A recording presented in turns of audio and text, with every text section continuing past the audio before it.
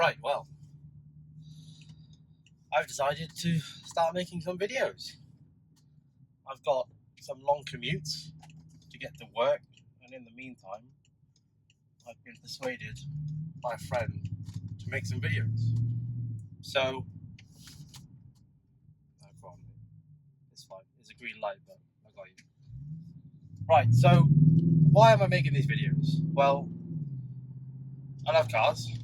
I have nothing to do in my spare time during my commute, so I thought I'd fill some of the time up with making videos about my experiences with my car and the future of that. So far, all I've got is an iPhone, some weird dodgy holder from Halfords, but let's hopefully that does the trick. We'll see. It seems to be shaking quite a bit. I'll have to get something decent. Right, well, so firstly, I thought I would want to say I'm making these videos mainly for informative purposes. So I know there's a lot of people out there, like myself, who are young, like the title says, and want to own fast cars or big engine cars at least. So I thought I'd give my experience owning a V8, a high mileage V8 at 22. And this video is going to be a bit more about my experience rather than the financial side of things. I will make a video about the finances that have happened in the past year as my next video for those who are interested. So let's get to it. So that's the reason I'm making this video. I may as well talk about my first car. So I had my first car when I was like 20. It was during my internship. I bought a BMW 318i, so a petrol, SE, so complete standard edition. I'll put some pictures up. So that was my first car. It was like, so it was a 2-litre engine, 127, 129 inch brake. 0 to 60 in like 10 seconds, so it wasn't the fastest thing in the world. Manual, 2009 plate, silver, and like I said, standard edition, so it was like base spec, had absolutely nothing. But I loved it. It was what got me into cars. And that's the first car I owned. I've driven a couple of other cars, but nothing significant. And during my search last year, I wanted to buy a fast car. And obviously at my age, insurance is one big thing.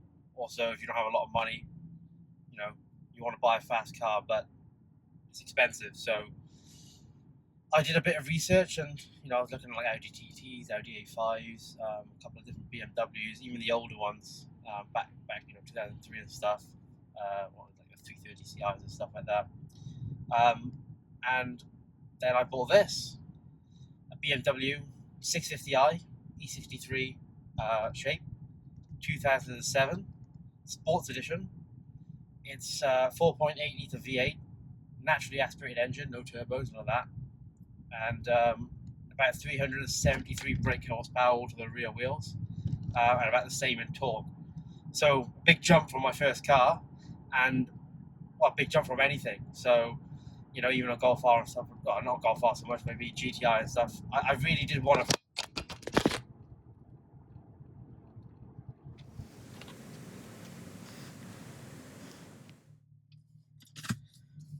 Right, we're back. The Halfords phone holder failed me. Windows. So I just watched the video, see where I left off.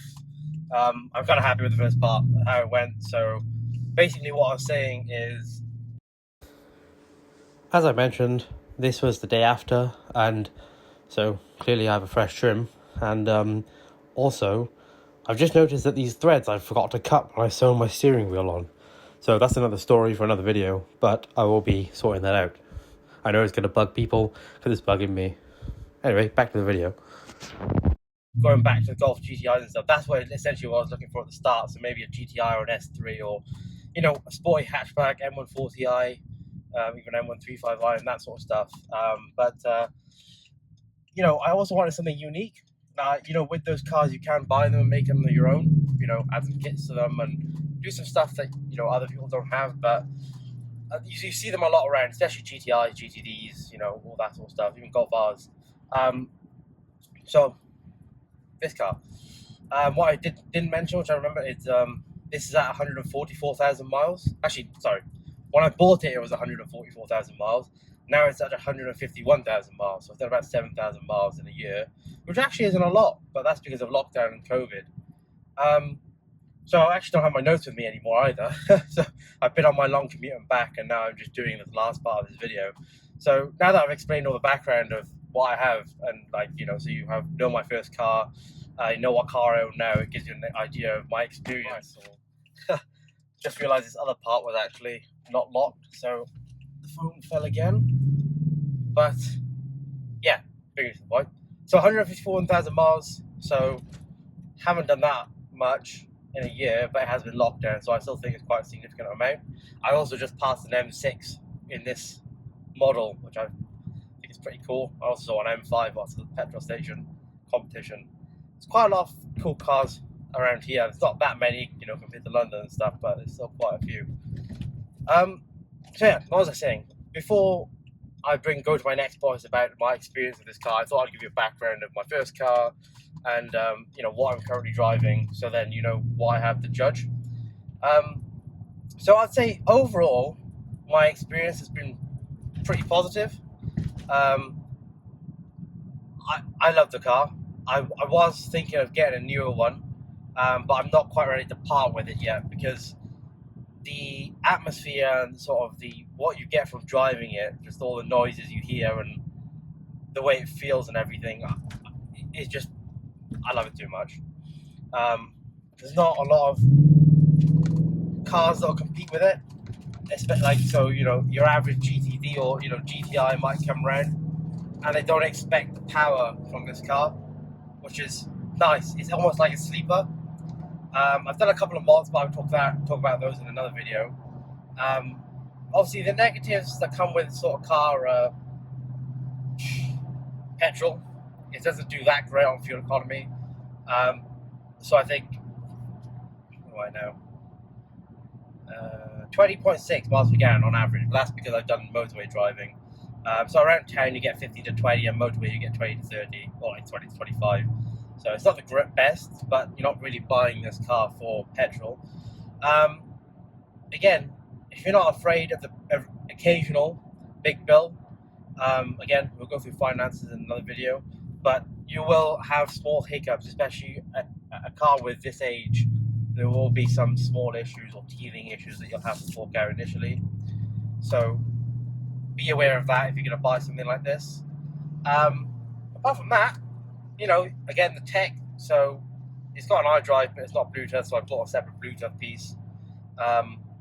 It's got heated seats, which is good. It hasn't got heated steering, but it's got, you know, cruise control and automatic lights and stuff. So it's got a few things, but again, nothing new to the new era, like the Xenon lights and the new iDrive system and all this other stuff. But I guess if you buy a standard sort of car and don't pay for any of the optional extras, then you actually get more in this car than you would in one of the newer ones. But yeah, I guess that is my experience, really. It's actually been pretty positive. Driving it has been amazing. If you're going to daily something like this, then I would consider, you know, really consider it, because if I had to daily this, it wouldn't have been possible. But because I work from home, and I only have to now travel occasionally to office, since I switched my roles, you know, perfect car. You know, it's nice to go out on a weekend. I definitely want to take it up, you know, to the Brecon Beacons at some point, get some nice photos there. But yeah, I guess now I'll just do a bit of driving. I mean, I can put it into manual. It doesn't have paddle shifters. I'll put the window down for the noise now in a second. So I'll take this route. But yeah, the noise you can't fault. I've done a back box delete on this, and that's the only thing I've done to the exhaust. Like I said, I've got a couple of other mods, but that will be for another video. Don't know how much you're going to be able to hear me now, but I can't go too fast on here. It's quite what's the word? A built-up area. So keep it in the speed limit, keep it friendly. I'll cut to a point where I can rev this out a bit, and then after that I'll end the video. Okay, ready?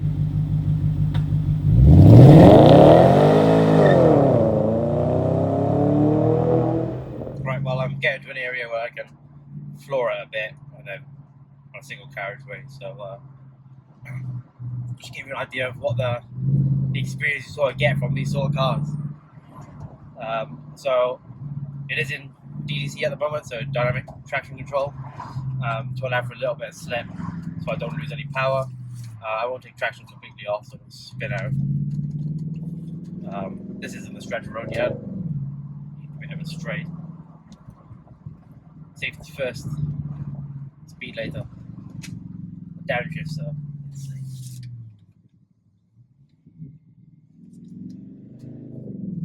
Okay, second gear pull.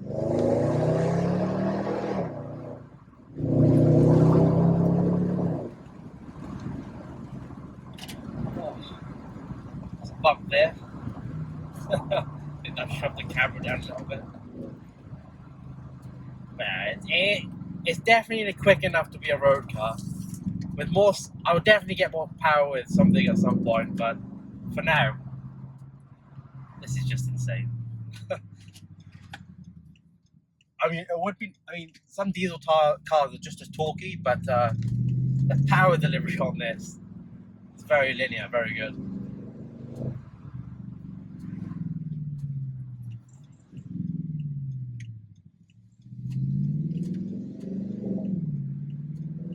I can do a first gear pull from here, probably. Will it let me downshift? Bit slip. Yeah, that's 60. Just insane. Right, well, I'll leave the video at that. The next video I do will be on the finances on the past year. Got a bit of tyre smoke there. And yeah, I hope you enjoyed this informative video. If you have any questions, leave a comment. If you did enjoy it, leave a like. And if you do want to see more content, then give it a subscribe and let me know. But yeah, thanks for watching.